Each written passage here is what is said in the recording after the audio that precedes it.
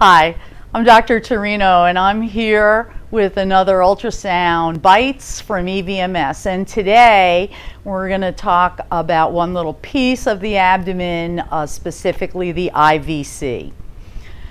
So in this session I'm going to talk about setting up the machine, some applications, good acoustic windows, the process of getting your image, and then some pearls and pitfalls of scanning. When scanning the IVC, it would rarely, very rarely be a scan of its own, but things that it is particularly useful for in a clinical setting: ruling out hypo or hypervolemia, and then ruling out tumor spread. Please remember that typically tumor spread is found incidentally, but it can certainly be used to help that. As we're setting up our machine putting our patient information in, of course everything will be described to you in Blackboard. You're going to be using an abdominal preset, and today I'm going to use a curvilinear probe, although certainly remember that a phased array is perfectly acceptable for the job. I want you to keep everything at default until you start scanning, so that you don't make changes until you're sure they're the correct changes. We're going to stay with our very standard patient markers. We're going to begin looking at the IVC in a long axis with marker towards the patient's head. Then we're going to rotate to transverse with the marker to the patient's right. And I'm going to use heel toe, sweeping, and pivoting as I'm scanning. Good patient positions for the IVC. Typically your patients will be supine, sometimes semi-erect. Don't forget though, sometimes if you're worried about hypovolemia, put the legs up a little bit, and might help you with filling. When you're scanning, on your image itself, in the black corners of your image, you need to put your own name, your own ID, and then some anatomic labeling. And so the documented image for this lab is transverse IVC, so that's how I've labeled this image. Additionally, there's always some anatomic structures that you're asked to identify. The last time we ran the lab, we chose middle hepatic vein and left hepatic vein. So you should know right away you're going to be very superior, way up by the xiphoid, so that you can get these very superior lying hepatic veins as they move to empty into the IVC. Once you begin scanning and get a look at your anatomy, then you're going to adjust your depth, your focal zone, your gains, and of course make minute adjustments in your probe. And the biggest thing I want to remind you of over and over again is to confirm your anatomy. If you're looking at the IVC, then you need to take a little scan over to the left and make sure you check and decide that it really was the IVC and not the aorta. You need to confirm your two great vessels.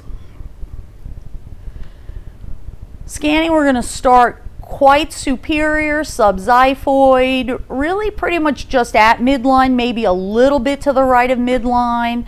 The patient technique that I'll use most to help will be a held deep inspiration. Remember, that doesn't always work, and so sometimes a pooch of the belly will push some of that midline gas out of the way, make it a little easier of a scan. And then we're going to rock and slide so that we're sure we see all of the IVC, all the length that we can see. And I just have marked over here just to show you we are going to be as superior as we can be in the abdomen. And now we're going to go to the machine and I'm going to scan through the IVC for you.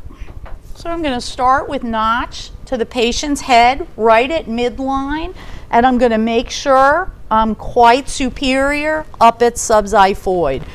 Of note, when we start scanning initially, I'm not at the superior portion of IVC, I'm at mid IVC. The other thing I'll say is we should know as medical folks that the IVC comes about by joining of the iliac veins, and so really it's proximal there and distal as it empties in the heart. And so I'm going to try and avoid that controversy and just use superior and inferior. Will you take in a breath, please? So I'm going to use that breath. First vessel I come to is aorta, and then go to the right, and here I see IVC.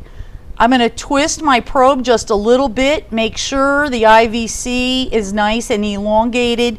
And what I also want you to note now is, let your breath out, that the IVC is changing its diameter and dimension with the patient's breathing. And that's what we want to see. So there are definite upper limits for size of an IVC, but the biggest thing is to see changes. Breath in. And so starting superior, I'm going to rock side to side and slide. Side to side and slide down. And I'm all the way now at the most inferior portion of IVC at about patient's belly button. Breathe. I'm going to rotate my probe 90 degrees so that the notch is towards patient's right, and I'm going to slide my probe superiorly again. Now, big breath in, please. I'm going to angle sharply superior, very, very superiorly, until I'm sure I see some cardiac motion and I know I've seen all of the superior IVC. And then I'm going to perpendicular my probe, here's aorta, and I'm going to slide inferiorly, watching the IVC. I see the anterior lying main portal vein. I'm going to keep going inferiorly, aorta again, and I'm going to follow that IVC, breathe until I lose it. Now I'm going to come back superior, and I'm going to take the image that was assigned at the last offering of this lab. Big breath in, please. I'm automatically going to rotate my probe slightly to the right, and I'm going to angle very sharply superiorly. And breathe. And the image that I'll choose is not going to have the left hepatic vein or the middle hepatic vein actually entering the IVC, but getting pretty close. And then I could label that. Now, I don't want to label it because I want to remind you that this is a wonderful time to practice using color Doppler. Big breath in, please. And if I angle that a little to the right and superior again, I'm going to put my color Doppler on. We're going to see nice flow. I'll adjust that color gain. You can really see those hepatic veins as they come towards and enter here the IVC, and turning off my color. Here you see them in grayscale, and so again now I could, once I've normalized my gain and chosen my image, I would label a left hepatic vein, the middle hepatic vein, the IVC. Notice that the IVC sits anterior to the diaphragm, and then there's even a little bit of the right hepatic vein here. And those items would be labeled as well as in this region, name and your student ID. With that, I'd like to come back to our notes. And one pitfall or pearl, depending on your clinical scenario, that I want to remind you of is that renal veins have a direct systemic connection to the IVC, and should you ever in your clinical practice scan kidneys and find a solid tumor, you need to really immediately go to the IVC and look to see if there's any tumor invasion in that IVC. Remember, this is just a metastatic highway, and so you do need to take a look here. I'd also like to talk about artifacts for a moment. These are very standard artifacts in this image.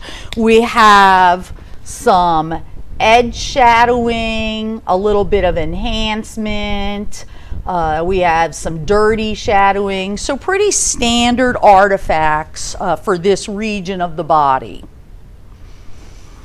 The SPI snapshot that I'd like to present today is about harmonic imaging. We use harmonic imaging all the time, and in a moment I'm going to go back to the machine and show you how to tell if it's on or not. But now I'd like to just tell you a tiny bit about what harmonic imaging is.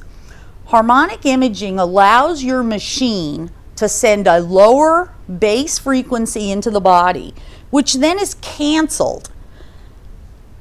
And as that sound wave has been traveling, it has been generating reflections. And those reflections will be returned to the machine in harmonic frequencies. So for instance, if we scan with 3 megahertz, we're going to get back a harmonic frequency from 6 megahertz and 9 megahertz. At integrals of 3. And those higher frequency returned echoes are going to be the ones that are used for imaging. And these allow the machine to display less artifacts that are bothersome to your image with much improved contrast resolution. Now, like most everything in ultrasound, please remember that this will not fix everything. And gassy patients are still hard gassy patients. You can only improve kind of mid-range. So what's it do? So here's a standard image at, say, that 3 megahertz. You have a gallbladder here, and inside the gallbladder there are many echoes. And clinically it would become difficult for you to decide if it is sludge or artifact. So in this scenario, when you add harmonics, you have the ability to clean out the more anterior lying noise, because we're relying on an imaging with a higher frequency, and leave only real anatomic echoes which represent the sludge. So you can tell that there is some sludge, but it is not occupying the entire lumen of the gallbladder. Now, having done that, if we could just turn back to the machine for a moment, I would like to show you where that is. So I'm going to unfreeze the image, and what you're going to see is on your machines you have the ability to adjust your base frequency. And so default, when this machine turned on, it imaged at 5 megahertz as its central frequency. That means some frequencies lower and some frequencies higher. And it has an H, which means harmonics are on. And by hitting the button that corresponds to this row, I can change first the operating frequency center range so that it's going to move a little higher. Now it's 6. Harmonics are still on, but now look, it's 2.5 megahertz, so now we've gone to the low end of the frequency range, and note that the harmonics are off. So you can hit this button and you can just pan through. Here we've come to 5 megahertz, but I haven't activated harmonics yet. And so some patients will be much improved with harmonics on, and some will not. And it is really up to you as the scanner to decide. So the takeaway from this, here again, the scan image based on last offering. You know, we're going to document this IVC, in this case in transverse. You would, of course, scan transverse and sagittal. Make sure you looked at it in both scan planes. Clinically, most people will look at the IVC in sagittal. And this is a fairly true transverse plane, except that for the superior angulation. When you measure the IVC, you do want to measure in a sagittal scan plane. You want to measure about 1 centimeter to 2 centimeters inferior from the diaphragmatic opening. You want to measure then the AP lumen of the IVC, and it should be between 15 and 17 millimeters. And again, the real takeaway is that there must be changes in respiratory volume. That's it for this offering of ultrasound sound bites at EVMS. Thanks for your time and patience, and we look forward to seeing you at the next ultrasound bites.